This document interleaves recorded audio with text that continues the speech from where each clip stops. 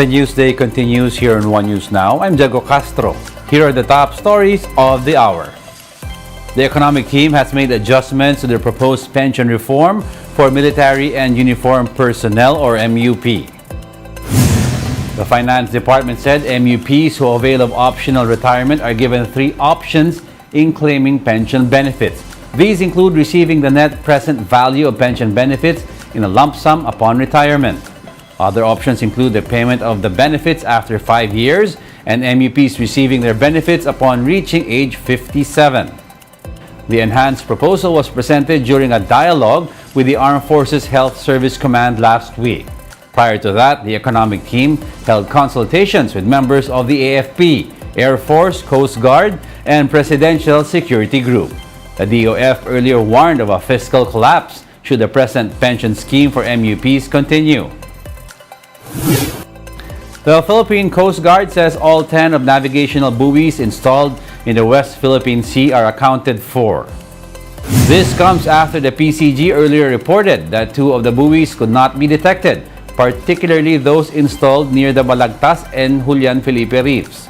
The PCG earlier planned to deploy a vessel to inspect the buoys but called it off due to bad weather. However, according to a report by the Philippine Star, the PCG eventually said that no buoys were missing after all. The 10 buoys installed in the West Philippine Sea since last year serve not only as an aid to navigation to fishermen and mariners, but also serve as sovereign markers. However, the Philippines clarified that the installation of buoys in the area do not mean to provoke any country. But China has since placed their own navigation beacons in the Balagtas and Juan Felipe reefs a week after the Philippines did. Hog raisers call on the government to subsidize the cost of vaccine against African swine fever. National Federation of Hog Farmers President Chester Tan said each dose should only cost less than 100 pesos. Tan added that financial assistance would encourage more hog farmers to push through with their business.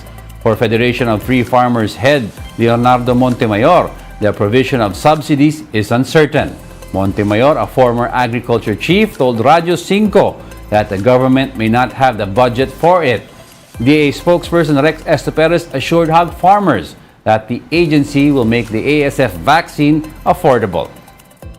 Whether it's expensive or cheap siya, dapat meron sanang subsidy from our government. With the subsidy, siyempre itong mga farmer natin na yung talagang nag-aantay nitong vaccine para magsimula sila ulit, gaganahan sila. Kung merong subsidy, mas maraming makakapag-benefit. Motorists may be in for some relief this week as oil companies are seen to implement rollbacks on fuel prices. According to a forecast by UniOil, prices of gasoline are seen to go down by up to 60 centavos per liter starting tomorrow, June 6. Diesel prices, on the other hand, are forecast to be slashed by 20 to 30 centavos per liter.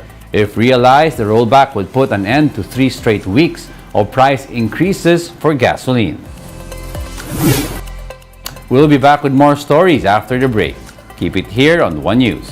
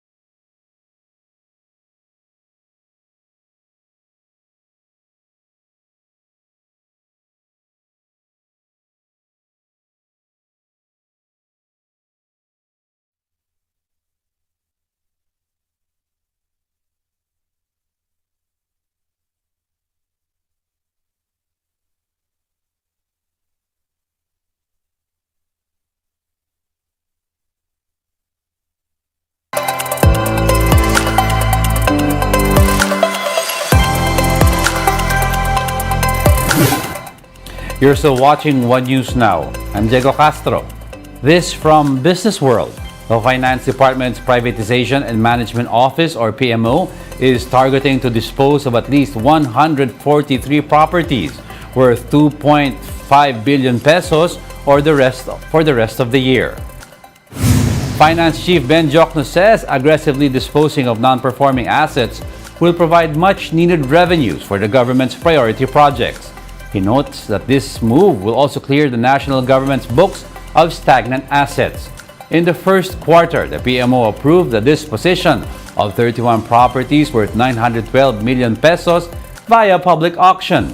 It plans to sell 19 properties in the second quarter, 36 in the third quarter, and 57 in the fourth quarter. The PMO is also targeting to dispose of the government's 3.46% stake in NLEX by the third quarter, although this is still subject to third-party valuation. President Bongbong Marcos has reorganized the Public-Private Partnership Governing Board.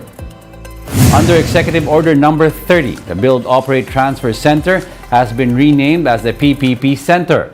A private sector representative appointed by the President will also be part of the PPP Governing Board. The board is composed of secretaries of the ENEDA and other agencies like the Finance and Budget Departments. Its mandate is to facilitate the implementation of the country's PPP programs and projects. Malacanang said EO number 30 will boost private sector participation in big-ticket projects of the government.